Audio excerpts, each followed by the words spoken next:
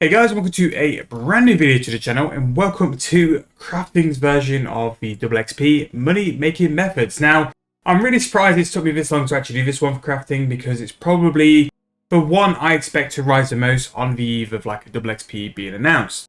Now, of course, I'm talking about crafting urns. Now, urns are one of those crafting methods which are just a money making printing machine.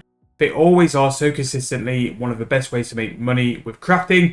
They're just a little bit tedious. But what Jaggers have done recently, well, when I say recently, a couple of years ago, with the help of the Lunar they are a lot more streamlined than a lot of people think. So we're going to go through this, go through the best ones, go through the money making methods, use the wiki, just the standard stuff we like to do, and just talk about the kind of profit you can make from one of the most underrated crafting skills in the game. Now, to make a urn, the main ingredient you're going to need is going to be soft clay. Now, soft clay has gone up a little bit due to like demands in like the need for soft clay for things like urns. So we're just going to go and price check because that's going to give us the base for where we're going to go and do all our calculations. Now, for us and for the point of the video, that's a very nice price, 2.5k per soft clay. Per urn we're going to make, we're going to need 2 pieces of soft clay a go. So for each urn we're looking to make, we're going to be in costs for roughly about 5k. We are going to spend a little bit in sort of runes a little bit later on with the spell, but it's going to be for a full invo, and due to that, once you sort of like work out the costings per urn for that one spell, it really isn't that much, but again, we'll get to that point afterwards. So what we're going to be doing is making decorated urns. Now, the wiki has a great page, which I'm going to flick over to now, which goes over the urn making process. Like very similar to how we've seen other things, it's got the urn sort of methods here. So if we go and look at from sort of like level up, the first one you can really get into in terms of decorated urns, and I would sort of suggest decorated urns are the best one to get into, just because all the other ones are very niche and you're kind of reducing the amount of people looking to buy them because you're going to a lower tier of player and a lower tier of sort of skiller as well. I always find that the lower tier skillers don't generally use urns because they don't really realize what they are and how they can benefit them and stuff. So I always try and focus on decorated urns. Now, if you need ideas to get to level 76 crafting, we have plenty of videos on the channel, but my personal experience, I would recommend doing battle staffs. Not only are you going to make a lot of GP with it, the XP is actually quite good per hour as well. Whether you do it on double XP, save yourself a bit of time, or do it beforehand, whatever you want to do as well. So in terms of these urns, the ones I kind of stay away from, whether that's right or wrong, is normally the smelting urn and the rune crafting urn. Those are the ones I find I struggle to sell with, especially the smelting urn is one which I do struggle to sort of sell, which is kind of why I think it's at the bottom and it's the cheapest one currently. But from level 76, you can do fishing and woodcutting. From 77, that's when you can do rune crafting.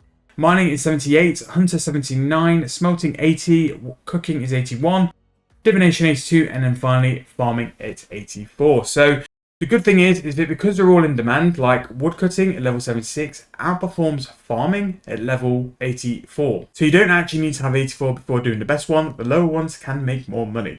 But that's basically where we are. In terms of like what we're going to make profit per hour, pretty much you're pretty safe to say it's going to be roughly about 12 mil, but can also spike to 13 mil as well. Now, while the wiki is very good for things like this, one thing I would highly recommend is to check margins. So margins are very, very important for stuff like this. Yes, the wiki might say this is what the price is based off the Grand Exchange price, but we know from sort of accounts that the price on the Grand Exchange should sometimes be a lot higher. So from checking prices, I was just going to check some margins on free. The three we're going to check is divination, fishing, and woodcutting. Divination because it's the most expensive, and fishing and woodcutting because they're the ones, like I said, are the most commonly used. Now, don't believe why you're doing things like this for price checking. You can't find flips. We've just found a urn which is going to be 5,000 profit per flip, and that is a divination urn. And this is why you check things as well. Just because the wiki says these are the best ones to do doesn't mean that they're going to be the best ones to pick as a whole. So the other ones we were going to do was woodcutting. So let's go and see what the woodcutting one's saying. Basically, what I would suggest, if you're going to go and do urns, take the time to just go and check all their prices. You might be able to, like the divination one, find a bit of a deal and sort of invest in that. So you can make money from flipping them while finding one which can be the best producing one in terms of profit and price, and then focus your time making these as well. So as you can see from this, we've just found the fishing one is slightly higher than the rest. So this is the one I would focus on and make. So from the three we've just tested, the fishing one is not only more in price, but it's quite consistent. The price is quite tight and over mid as well. We've also found that the divination urn for a sort of sell price or instant sell price is a lot lower than what it should be. So that's a good chance to buy that item as well. So the one we're going to focus on is going to be the crafting one. And not only that as well, that's going to be a rough sort of profit of about 9k per urn we're going to make as well.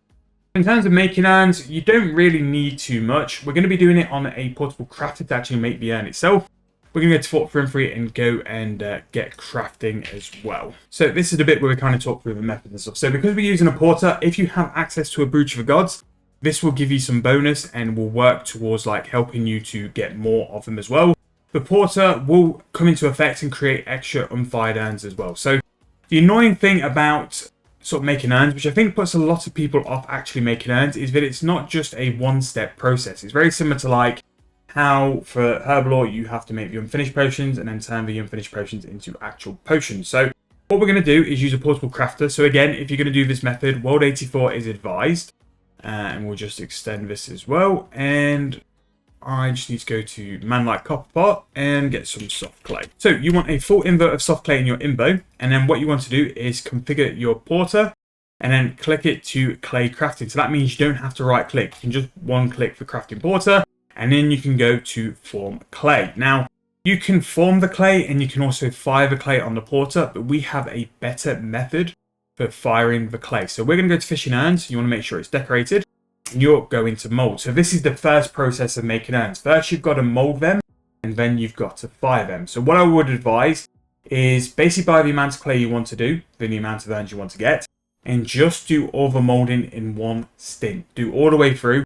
We're going to do all this phase first, and then we're going to work on the second phase afterwards. So once you've done your urns, then if you are on the Lunar Spellbook, you have two options really. You can actually fire them using the porter, which again, I'm not sure if these are going to create you extra urns. They possibly can. I've never done it this way because I don't really think it's worth it.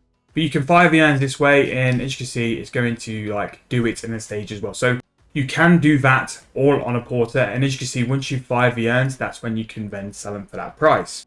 Now, with the Lunar Spellbook, I just need to go and get my Elemental Battle Staff. Again, the Elemental Battle Staff, if you've not bought one, for the current price of 2.8 mil, you will not find a better place to put your GP, because it gives you access to all of the elemental runes. And once you've got access for the Fire Urn spell, with the use of 5 water, 5 airs, 10 fires, you've saved all those runes from using your elemental battle staff. So for the cost of 1 astral rune, we're going to fire all of these. So as you can see, it's very quick. It's very quick to do it as well. And you're going to get magic XP and crafting XP from doing it. You're just going to spend 1 astral rune. So that astral rune is out of your profit. So in terms of making money per urn, it's roughly going to be about 8,000 coins per go, but it's still going to be very, very good profit. And that is basically, in a nutshell, how to make urns. So the most important things to do in terms of urns is price check things like your clay. The more money you save on your clay, the more profit you're going to make per urn. Also identify the best urn for you. Again, lower level urns might be better. You just need to see which ones sell for the most profit. And with this as well, there might be a chance you find an urn which could be a good flip. So we found the divination urn with a really good margin. If you wanted to sort of like put some money in that as well, you can make more money flipping than you sometimes do in the method. But if you can do both together, it's just more money in the pot as well. And then when you are making the actual urn, make sure to do it on a porter. Make sure to do it on World 84 as well, because you'll get the buffs and stuff. Don't forget about the crafting XP. The crafting XP is actually pretty good.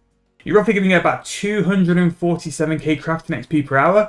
And if you use a fire spell, you're going to also get 163k magic for that as well. For the magic spell, you're going to need level 82 mage and also lunar diplomacy as well. Not even the second lunar quest, just the first one to unlock it. And it's a very useful spell for this method as well. You could just set it up on presets, just mold everything at once and then just fire everything at once as well. But it's 1 astral rune per urn, which, yes, it's going to take a chunk out of your profit compared to just doing it on a porter, but you're also going to get the benefit of magic XP, and it's going to be significantly quicker as well. It seemed that when we were doing the urns via the fire urn spell, we were making them an awful lot quicker compared to like when we were firing them on the porter. But that's pretty much going to be urns. Again, urns are by far one of the best and easiest ways to make profit with crafting. It's kind of what I would recommend people who are trying to do crafting as a form of a moneymaker rather than an actual like get it to 99 as soon as possible. Stint making urns is really nice, and I know a lot of people in the game actually make their own urns, and I respect that. It's a It's a way to save an awful lot of money because urns nowadays are like 12, 15k a pop. With how quick on some of them, especially like things like mining, you can fill the urn and send the urn off. Kind of worth the time nowadays. If you are looking for something a little bit relaxing, you can do on the side every now and then. Making urns is definitely a good way and valid way to do that as well. But I'm going to wrap the video up here. Thank you guys so much for watching the video. Hope you guys enjoyed it. Let me know anything else you want to see. Obviously, we're still on the lead up to level XP. I'm trying to crank out as many money making methods, guides, and things to give you a little bit more GP or a little bit XP ready for that double XP. Thank you guys so much for watching though. Let me know any suggestions and things you want to see in the comments below. I'll see you guys very soon in the next video.